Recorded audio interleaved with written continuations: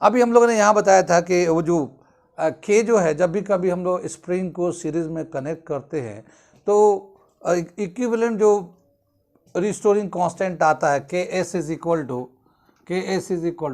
K1 K2 upon K1 plus K2। ये हमारा equivalent spring constant when connected in series होता है।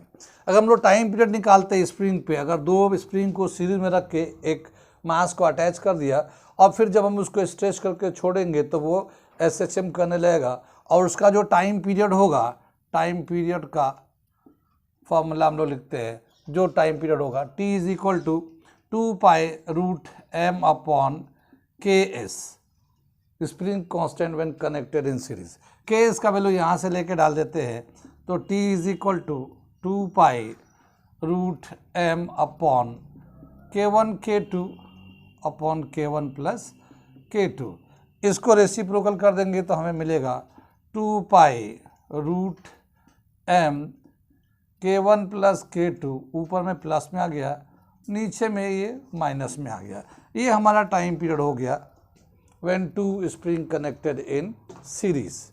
तो टाइम पीरियड का ये फॉर्मूला आ जाएगा। कितनी बार उसमें अगर हम लोग आइडेंटिकल स्प्रिंग लगाएं सीरीज के अंदर for N identical register, for N identical registers spring, register नहीं वो रेजिस्टेंस से दिमाग बना हुआ, for N identical springs connected in series, ठीक है ना, स्प्रिंग्स कनेक्टेड इन सीरीज, ठीक है ना। तो जब सीरीज में कनेक्ट करेंगे एन आइडेंटिकल स्प्रिंग को तो KS जो होगा हमारा K/N आ जाएगा। कैसे आ जाएगा? ये हमारा KS जो है K/1 कैसे आ जाएगा? देखो K1/KS is equal to 1/K plus 1/K plus 1/K, ऐसे चलता रहेगा जितने भी आइडेंटिकल स्प्रिंग लगाएंगे। तो 1/KS is equal to N upon K आ जाएगा, KS is equal to K upon N आ जाएगा ये, ठीक है ना। तो ये हमने लिखा था KS जो है K/N हो जाएगा।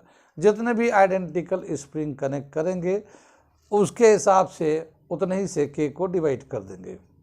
अगर हम लोग टाइम पीरियड निकालते हैं इसका, when n identical spring are connected in series the time period T is equal to 2π√m upon KS।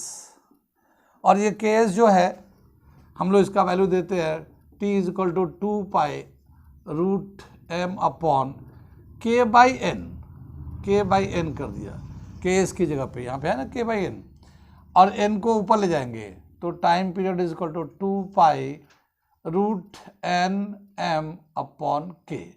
ये हमारा आ जाएगा time period of n identical register connected in series. अगर हम लोग सिंगल स्प्रिंग को अगर कनेक्ट करते हैं तो time period for single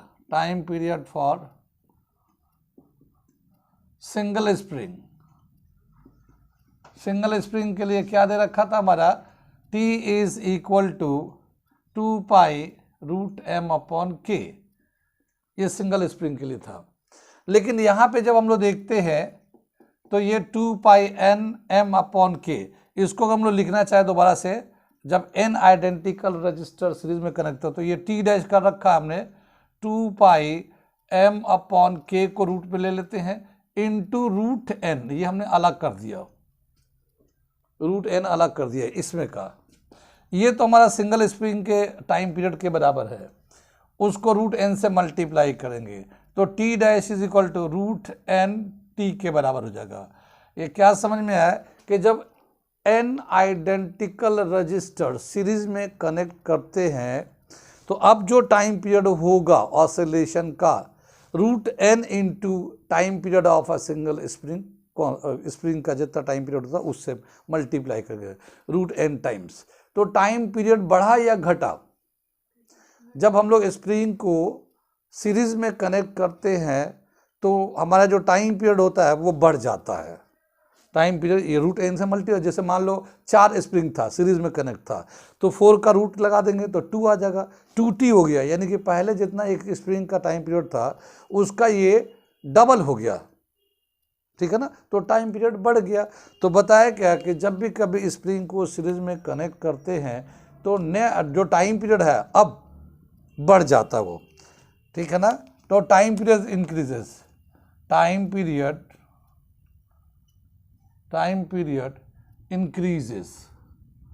increases when spring is connected in series, when springs are connected in series। दिख रहा है वो, हमने लिख दिया, कोई बात नहीं, बोल तो रहा हूं, ठीक है ना। तो सीरीज में जब हम लोग कनेक्ट करेंगे तो टाइम पीरियड बढ़ जाता है। पैरेलल का हम लोगों ने पैरेलल का टाइम पीरियड भी कंपेयर करके देख लेते हैं, पैरेलल में कैसे होगा। यहाँ तक समझ में आ गया, नोट कर लिए, ठीक है ना, आगे चले, नोट कर लिए और चैनल को सब्सक्राइब कर लीजिए, अपने लिए नहीं तो आज नहीं तो कल काम आएगा, आपके लिए नहीं तो आपके रिश्तेदार को काम आएगा, भाई बहन चचा फूफा के भाई बच्चों को तो काम आएगा। ये जो चैनल है इसमें हम लोग इतने सारे वीडियोस देंगे, अभी थोड़े थोड़े बन रहे हैं, चलते जा रहे हैं, जिससे आप नीट जेई दोनों की तैयारी आराम से कर सकते हैं। इसके अलावा एएमयू जामिया की जो तैयारी होती है 9th 11 डिप्लोमा इंजीनियरिंग, इसको भी करेंगे। इसी चैनल के थ्रू सारे कंटेंट आएंगे, एक दिन में तो सब आएगा नहीं, लेकिन थोड़े थोड़े करके वो वीडियो रोज़ के रोज़ आ रहे हैं। इस जो वीडियोस हम लोग अपलोड कर रहे हैं, इससे आप किसी भी दूसरे इंस्टीट्यूट में जो एडमिशन के लिए टेस्ट होते हैं, स्कॉलरशिप के लिए टेस्ट होते हैं, आप उसको भी क्वालिफाई कर सकते हैं। तो इस चैनल को सब्सक्राइब कर लिए, अपने लिए नहीं अपने जानने वालों के लिए, आज नहीं तो कल तो ज़रूर काम आएगा। अगर ऐसे ही एन स्प्रिंग को पैरेलल में कनेक्ट करेंगे तो time period, net time period बढ़ेगा या घटेगा। स्प्रिंग वाला पैरेलल का तो हमने किया था, लेकिन हम लोग इस पॉइंट को वहाँ पे डिस्कस नहीं किया था, लेकिन यहाँ पे डिस्कस कर लेते हैं। When N identical springs are connected in parallel then what will be the effect on time period as a whole, ठीक है ना, ये करने जा रहे हैं। For N identical register, for N identical spring connected in parallel, ठीक है ना। जब हम पैरेलल में कनेक्ट करते हैं तो जो इक्विवेलेंट स्प्रिंग कांस्टेंट आता है Kp is equal to K1 plus K2 plus K3, ऐसे हम लोग बताया था, ठीक है ना। लेकिन आइडेंटिकल होगा तो Kp जो है NK के बराबर होगा, ठीक है ना, आइडेंटिकल होगा तो।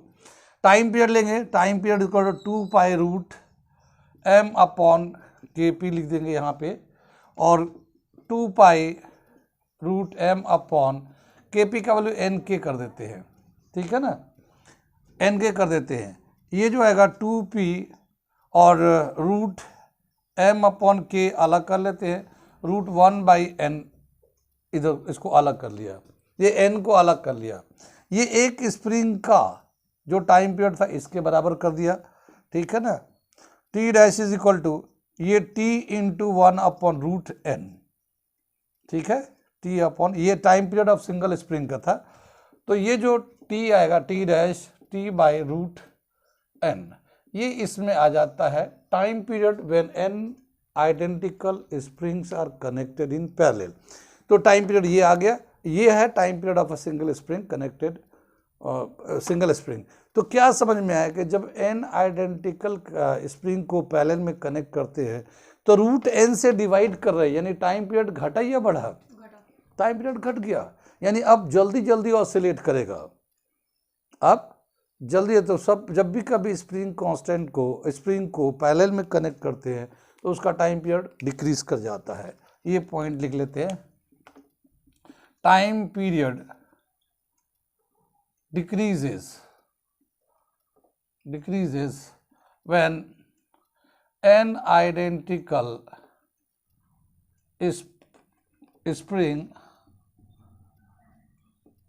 springs are connected in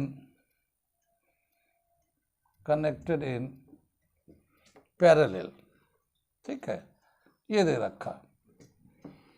इसे नोट कर लिए। बोला क्या कि सबसे पहले हम लोग देखते हैं कि एक स्प्रिंग है, उसका एक स्प्रिंग कांस्टेंट के होता है, ठीक है ना। ये हम लोग स्प्रिंग लेते हैं, इतना बड़ा स्प्रिंग ले लिया हम लोगों ने यहाँ तक, ठीक है, और इसका रीस्टोरिंग कांस्टेंट के है। लेकिन जब हम लोग सपोज करते इसको 3 पार्ट्स में कट कर दिया तो ये हमारा 3 स्प्रिंग ऐसे छोटे छोटे बन गए। अब इनका जो स्प्रिंग कांस्टेंट होगा कितना होगा इस छोटे वाले पार्ट का, ठीक है। तो इसका जो स्प्रिंग कांस्टेंट होगा K dash is equal to N K, इसका हो जाएगा एन के, मतलब जितना हम लोगों ने इस वाले स्प्रिंग को पीस बनाया था उतने टाइम्स हर एक छोटे पीस का स्प्रिंग कांस्टेंट हो जाएगा। अगर हम लोगों ने यहाँ पे 3 पार्ट किया तो पूरे का तो के था यहाँ पे, लेकिन 3 पार्ट किया था, अब इसका एक का जो होगा ना 3k के बराबर हो जाएगा। एक छोटे पीस का स्प्रिंग का जो रीस्टोरिंग कांस्टेंट होगा वो 3k के बराबर हो जाएगा अगर 3 पार्ट किया है तो, या n पार्ट 3, 4, 5 जितना किया तो nk के बराबर हो जाएगा। तो जब भी कभी एक बड़े स्प्रिंग को छोटे छोटे पीसेस में कन्वर्ट करते हैं तो उस छोटे एक पीस का जो स्प्रिंग कांस्टेंट होगा n times of k, n times of k हो जाता है। कितनी बात सुन। अब इसका टाइम पीरियड अगर हम लोग निकालना चाहेंगे तो टाइम पीरियड कैसे निकालते हैं। टाइम जैसे इसका जो टाइम पीरियड था t is equal to 2 pi root m by K था इसका बड़े वाले का, लेकिन अब हम इस छोटे वाले का करना चाहते हैं तो छोटे वाले का टाइम पीरियड जो आएगा 2 पाई रूट m n के, क्योंकि जितना पीस था वो इतना ही पीस के n के कर दिया टाइम पीरियड। कितनी बात सुनी। अब ये टाइम पीरियड क्या हुआ, बढ़ा या घटा। एक का जो टाइम पीरियड बढ़ गया या घट गया, इसको हम ऐसे दिखा सकते हैं 2 पाई m बाई के ऐसे कर लिया और रूट 1 बाई n कर लिया।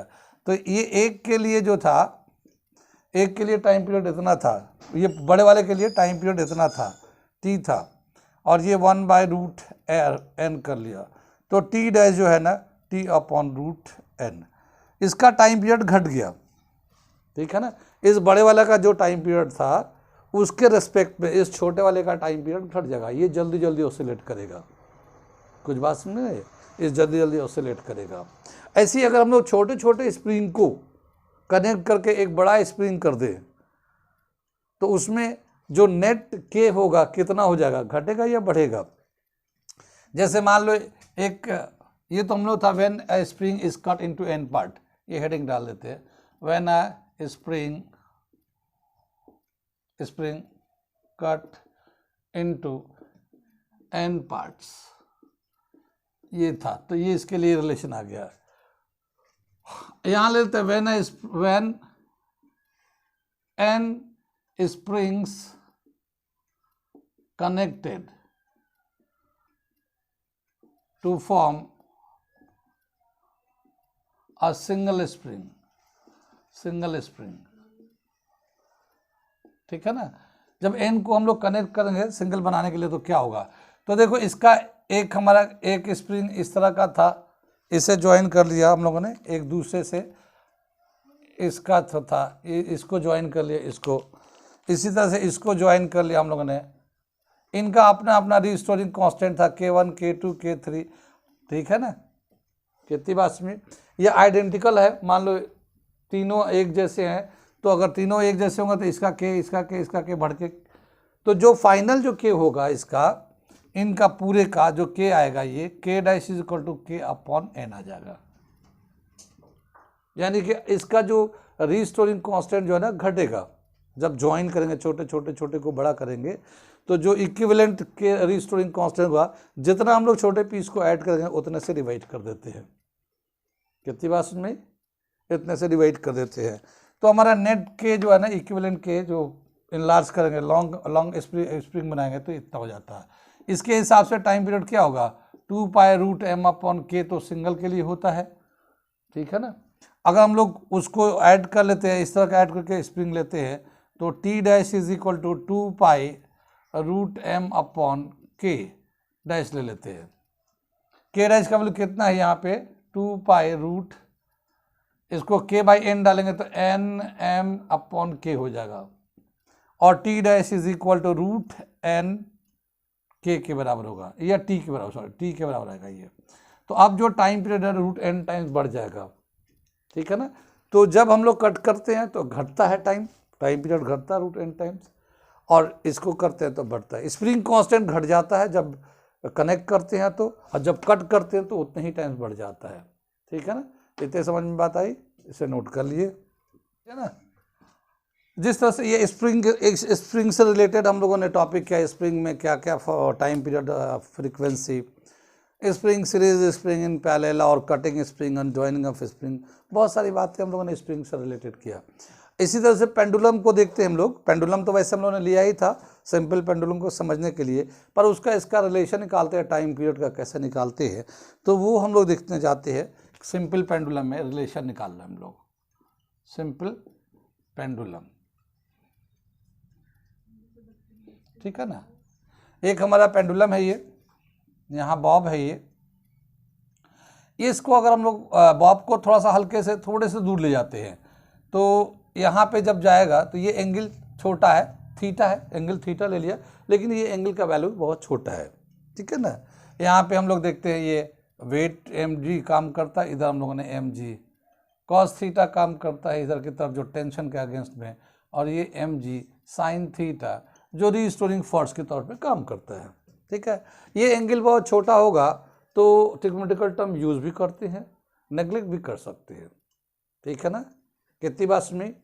अब क्या बताया कि यहाँ से जो है ये तो हम लोग जैसे एक अभी हम लोग देखा था कि जब एक SHM कराते हैं, SHM होता तो उसको सर्किल से रिप्रेजेंट करते हैं, ठीक है ना। जब सर्किल से रिप्रेजेंट करते हैं तो पूरा सर्किल होता है। अगर छोटा सा यहाँ से जैसे ये पेंडुलम है, ये छोटा सा लेंथ ले आर्क को, तो हम लोग स्ट्रेट लाइन भी ले सकते हैं। आर्क का लेंथ अगर छोटा होता है सर्किल में तो हम लोग स्ट्रेट लाइन भी ले सकते हैं, और यहाँ पे हम लोग 90 का एंगल बना लेते हैं, ठीक है। ये छोटा एंगल है, थीटा है ये perpendicular upon hypotenuse tan theta sine theta हो जाएगा। जैसे दिस अपॉन दिस लेंगे तो साइन थीटा हो जाएगा, या इसको ले, ये वाला लेंथ है, ये लेंथ ऑफ द पेंडुलम है, ठीक है। यहाँ पे हम लोग O लेते हैं, ये A लेते हैं, ये B लेते हैं, ठीक है ना। तो here the length arc, the length of arc AB is very small. So AB upon OA is tan theta. ये परपेंडिकुलर होगा, ये परपेंडिकुलर हो जाएगा, ये बेस हो जाएगा, ये tan थीटा हो जाएगा। लेकिन एंगल बहुत छोटा है, since theta is very small, so AB का क्या लिखा गया y, और OA का क्या लिखेंगे L is equal to theta, ठीक है ना। y बाई एल, ये y यानी कि यहाँ से यहाँ तक डिस्प्लेसमेंट हो रहा है, जितना भी हो रहा है छोटा सा y डिस्प्लेसमेंट है, और ये लेंथ है, पूरा लेंथ यहाँ से यहाँ तक है, और ये थीटा ट्रिग्नोमेट्रिकल टर्म tan था, हमने इग्नोर करा दिया इसको, ठीक है ना। तो theta is equal to y by L. यहाँ पे जो रीस्टोरिंग फोर्स होता है जिसकी वजह से बॉडी अपने मीन की तरफ आता है, तो एक रीस्टोरिंग फोर्स काम कर रहा होता है। तो the value the restoring force, the restoring force is given as F is equal to minus mg sin theta, है ना, minus mg sin theta. Minus क्यों लगा ये, क्योंकि रीस्टोरिंग फोर्स जो है डिस्प्लेसमेंट के अपोजिट में काम करता है, ठीक है। फोर्स को हम लोग लिख सकते हैं mass into acceleration is equal to minus mg sin theta. कितनी बात सुनी। ये मास से मास कैंसिल हो जाएगा, a is equal to minus g theta, ये लिख दिया हमने g theta, a is equal to minus g, और थीटा को वैल्यू y बाई एल लिख दिया। यहाँ पे हमने साइन थीटा था तो हमने थीटा लिखा, क्यों लिखा, कुछ इसका वजह समझ में आया। अभी तो हमने बताया था कि अगर एंगल छोटा होता है तो हम लोग कोई ट्रिग्नोमेट्रिकल टर्म यूज़ भी कर सकते हैं ज़रूरत पड़ा तो, और अगर इग्नोर करना है तो इग्नोर भी कर सकते हैं। तो हमें यहाँ पे उसकी ज़रूरत नहीं है, ठीक है ना। छोटा एंगल की वजह से हमने उसको इग्नोर कर दिया, थीटा ले लिया, और वो जो थीटा था, ये जो थीटा है इसका वैल्यू को रिप्लेस कर दिया y बाई एल से। कितनी बात सुन रही। आगे चले पीछे चले, आगे दे रखा ये देखिए, यहाँ पे a is directly proportional to minus y. क्यों, क्योंकि ये g जो है ना acceleration due to gravity constant है, l length of the pendulum constant है, तो क्या चेंज होगा, ए एंड वाई चेंज होगा डायरेक्टली अपोजिट टू दिस। हमने पहले बताया था एसएचएम का एक कंडीशन ये होता है, एसेंशियल कंडीशन में आता है, acceleration and displacement are directly proportional to each other but acts in opposite to each, ठीक है ना, acting opposite to each other. तो ये हमारा दूसरा माइनस साइन बताता अपोजिट करता है। It means pendulum exhibits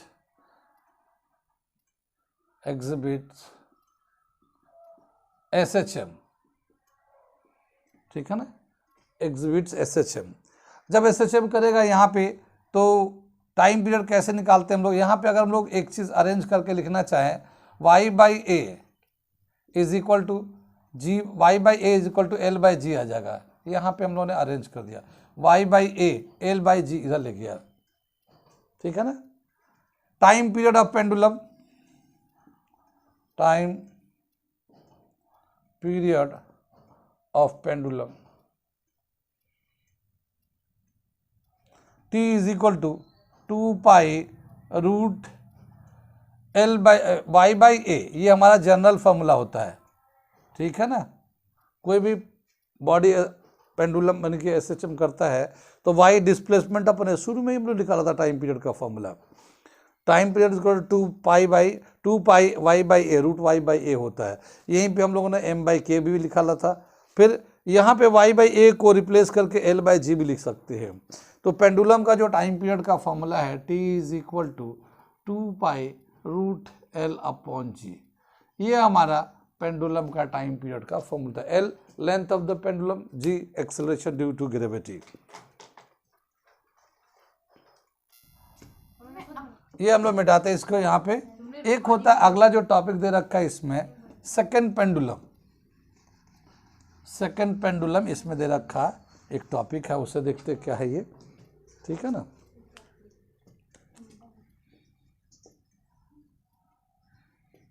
second pendulum,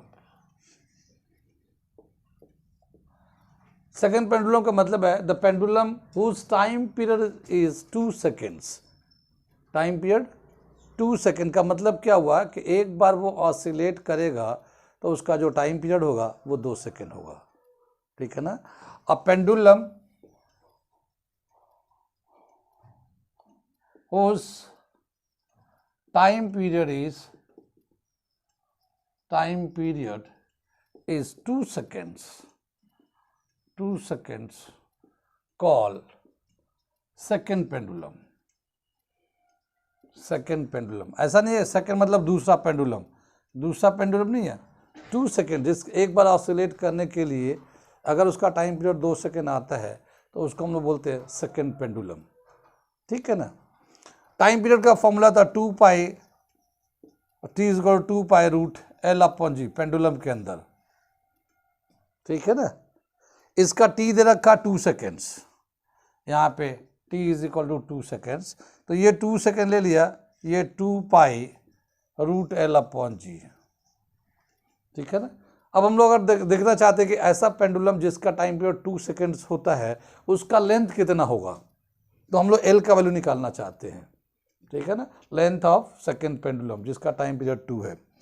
अब ये जो है 2 पाई को इधर लेके आते हैं तो 2/2 पाई रूट l/g, ठीक है ना। 2 से 2 कैंसिल कर दें, ये 1/पाई हो जाएगा। इसको स्क्वायर करेंगे तो रूट खत्म हो जाएगा, तो 1/पाई square is equal to l/g, ठीक है ना। इस रूट खत्म हो गया, ये g को क्रॉस कर देंगे तो g/पाई square is equal to l, ठीक है। ये जो g का वैल्यू है 9.8 है metre per second square, G acceleration due to है।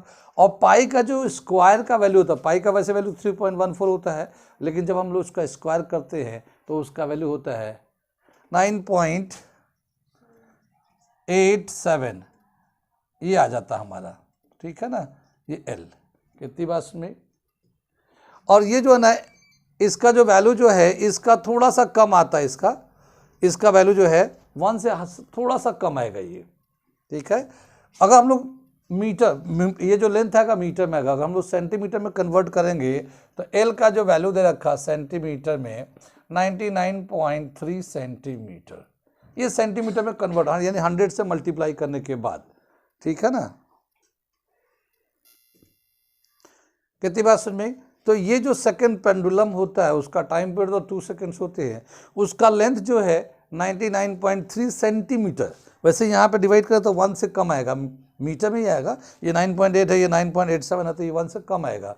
तो जो उसको सेंटीमीटर में करेंगे 100 से मल्टीप्लाई कर देंगे तो ये 99.3 सेंटीमीटर। तो सेकेंड पेंडुलम का जो लेंथ होता है 99.3 सेंटीमीटर होता है, सेंटीमीटर में, मीटर में नहीं, ठीक है। और ये लेता है सेकेंड पेंडुलम के लिए कुछ कंडीशन दे रखे हैं। क्या कंडीशन दे रखा कि ये जो एंगल है, ये देखिए, ये जो एंगल है ये छोटे होने चाहिए। ये जो रिलेशन है वो तभी वैलिड करेगा जब ये एंगल बहुत छोटा होगा, क्योंकि ये जो फॉर्मूला यूज़ कर रहे हैं, ये जो फॉर्मूला ड्राइव किया गया है वो एंगल थीटा को छोटा लेकर ट्रिग्नोमेट्रिक टर्म को इग्नोर किया गया है। अगर बड़ा वैल्यू होगा तो फिर उसको इंक्लूड करना पड़ेगा, तो फिर वो दूसरा फॉर्मूला आ जाएगा। लेकिन इसके लिए अगर ये फॉर्मूला यूज़ कर रहा था, इसका मतलब थीटा ना कम है। तो ये जो रिलेशन जो भी है, ये रिलेशन तभी वैलिड करेगा जब एंगल थीटा जो है स्मॉल वैल्यू होगा, ठीक है। और जो ऑसिलेशन है या पेंडुलम का जो मोशन है वो बहुत फास्ट नहीं होना चाहिए, 2 सेकंड में एक बार ऑसिलेट होना चाहिए। तो इसका जो ये जो डिस्टेंस है वो बहुत कम होना चाहिए, ये वाला y बाई एल, तभी तो ये tan थीटा आ रहा है। tan को इग्नोर किया था तो y छोटा होना चाहिए, ये कह सकते हैं, ये y छोटा होना चाहिए। तो ये एक एसेंशियल कंडीशन बोला क्या कि पेंडुलम के लिए ये जो हम लोग यूज़ कर रहे हैं ये तभी वैलिड है जब एंगल छोटा होता है, ठीक है। बंद कर दीजिए।